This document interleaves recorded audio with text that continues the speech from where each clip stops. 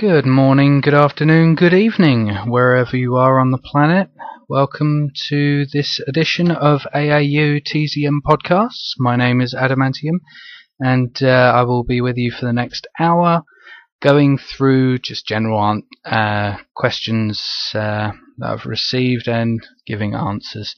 But before I do that, I've got just a couple, three announcements to make.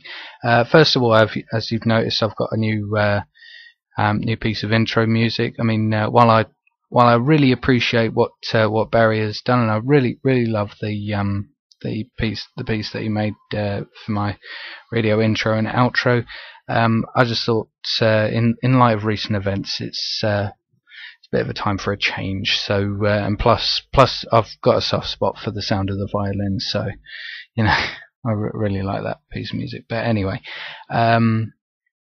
second update, as I'm sure a lot of you will be aware, the Venus Project have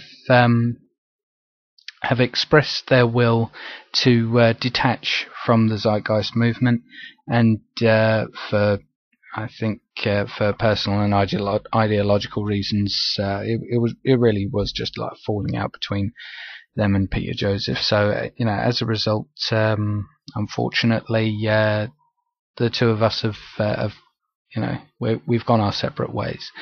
Now, this doesn't really change anything for myself personally, and it shouldn't really make much of a difference to anyone else in the movement. I mean, really, the only difference for me is that from the very beginning, I've always considered myself a member of the movement, and that's how I will now remain.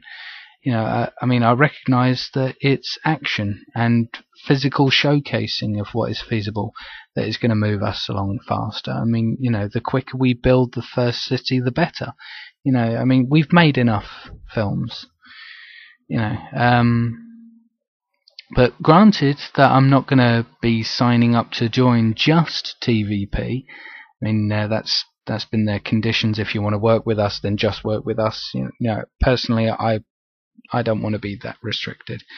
But by the same token, it's not like I'm going to cease telling people about the Venus Project and their truly wonderful ideas, because they are really really good ideas, and really we shouldn't have split in the first place. We should all still be working together. I hope at some point in the future that Jacques and Roxanne and Peter can settle their differences and build these bridges as we're always purporting about. But no, I mean, even though I'm loyal to the movement, it's not like I'm in competition with TVP. That's why I will still tell people about TVP. I'm not in competition with them. So just because I've separated from them ideologically, well, not ideologically, but in an abstract way, it doesn't mean that I'll stop talking about them, because it's ridiculous. We're all moving towards the same direction. But anyway, moving on. Next on my itinerary, as a consequence in this shift of orientations, the Zeitgeist movement has a new mission statement, and I feel just to contextualize things from here on out, I think it will be good for me to read this out for you, so I'll try and get this out of the way as quickly as I can. Founded in 2008, the Zeitgeist Movement is a sustainability advocacy organization which conducts community-based activism and awareness actions through a network of global regional chapters, project teams, annual events, media, and charity work. The movement's principal focus includes the recognition that the majority of the social problems which plague the human species at this time are not the sole result of some institutional corruption, scarcity, a political party, a flaw of human nature, or other commonly held assumptions of causality in the activist community. Rather, the movement recognizes that issues such as poverty, corruption, collapse, homelessness, war, starvation, and the like appear to be the symptoms born out of an outdated social structure. While intermediate reform steps and temporal community support are of interest to the movement, the defining goal here is the installation of a new socio-economic model based upon technologically responsible resource management, allocation, and distribution through what would be considered the scientific method of reasoning problems and finding optimized solutions. This resource-based economic model is about taking a direct technical approach to social management as opposed to a monetary or even political one. It is about updating the workings of society to the most advanced and proven methods science has to offer, leaving behind the damaged consequences and limiting inhibitions which are generated by our current system of monetary exchange, profits, corporations, and other structural and motivational components. The movement is loyal to a train of thought, not figures or institutions. In other words, the view held is that through the use of socially targeted research and tested understandings in science and technology, we are now able to logically arrive at societal applications which could be profoundly more effective in meeting the needs of the human population. In fact, so much so that there is little reason to assume war, poverty, 95% of most crime, and many other money-based scarcity effects common in our current model cannot be resolved over time. The range of the movement's activism and awareness campaigns extend from short to long term. The long-term view, which is the transition into a resource-based economic model, is a constant pursuit and expression. As stated before, however, in the path to get there, the movement also recognizes the need for transitional reform techniques, along with direct community support. For instance, while monetary reform itself is not an end solution proposed by the movement, the merit of such legislative approaches are still considered valid in the context of transition and temporal integrity. Likewise, while food and clothes drives and other supportive projects to help those in need today is also not considered a long-term solution, it is also still considered valid in the context of helping others in a time of need, while also drawing awareness to the principal goal. The Zeitgeist movement has no allegiance to a country or traditional political platforms. It views the world as a single system and the human species as a single family, and recognizes that all countries must disarm and learn to share resources and ideas if we expect to survive in the long run. Hence, the solutions arrived at and promoted are in the interest to help everyone on the planet Earth, not a select group. End quote.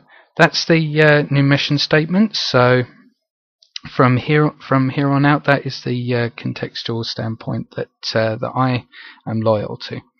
How this will play out is going to be exciting to see. But anyway, I will come here to do what I've come here to do, and go straight into your questions. So here we go. Question 1: how specifically do the Zeitgeist people intend to allocate resources? You have indicated before that some sort of computer system would be responsible. Who is going to program that computer? Do you have any idea how such a program would work?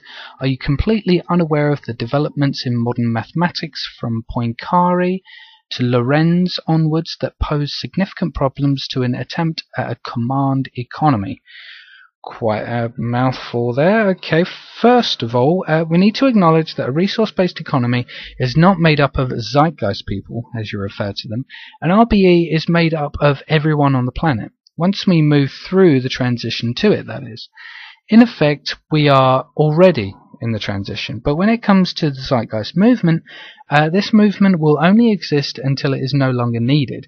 There will be no Zeitgeist movement in an RBE because it would have done its job, so to speak, and we will have a better world. You know, it's like the theme song from the cartoon The Boondocks, and I will remain a soldier until the war is won.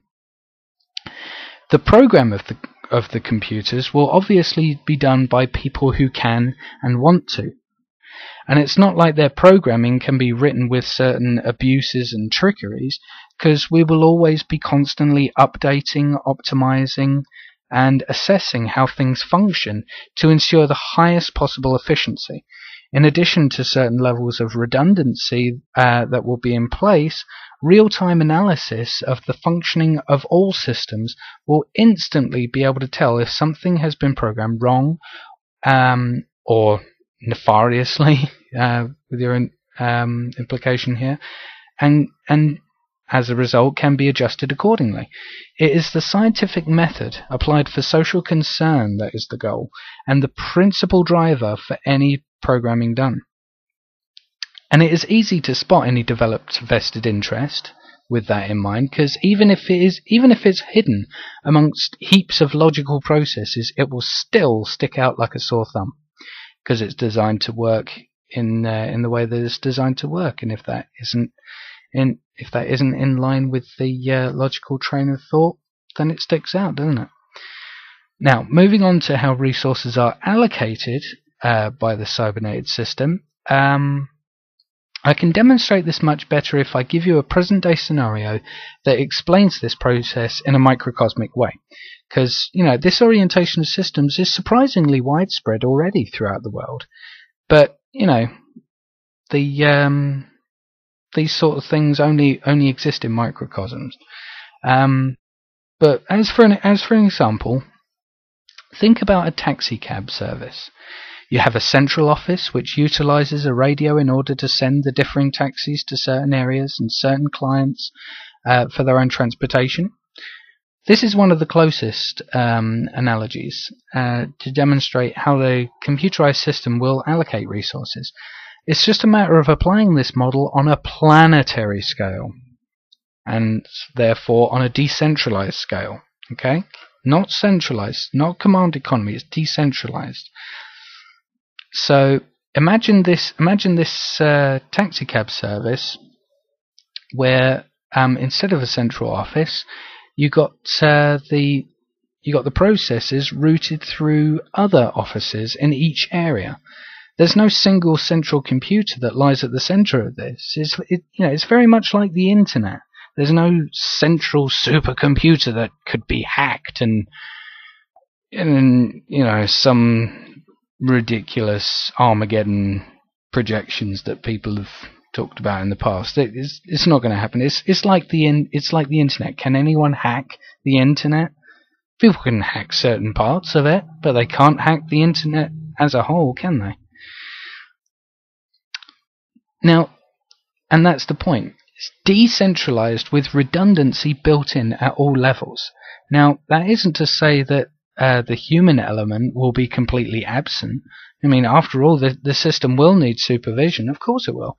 The difference is that the decisions will be arrived at using systems theory, scientific method, and scientific methodology, instead of made by subjective and biased human opinion and considerations. If you think about resource management in more or less the same way that the taxi service operates, you get a better picture. It's not about what algorithms are utilized. I'll get to that in a minute. But the consideration of what algorithms are utilized becomes self-evident when you think about the task at hand and the most efficient and logical way to